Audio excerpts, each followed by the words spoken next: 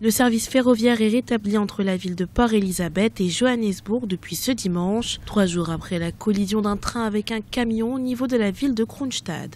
Les nettoyages se poursuivent et les autorités envisagent un retour progressif du trafic.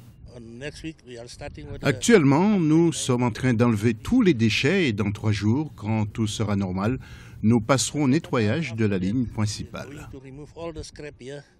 Ces travaux qui devraient à terme permettre à la Prasa, société exploitante de cette ligne, d'ouvrir une seconde voie dans le but de retrouver un trafic normal.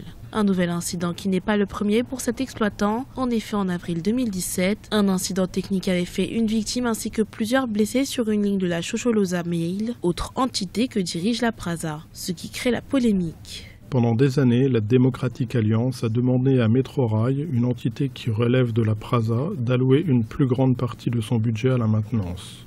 Si Metrorail avait respecté les mesures de sécurité de base et veillé à ce que l'infrastructure soit entretenue régulièrement, cet accident aurait pu être évité.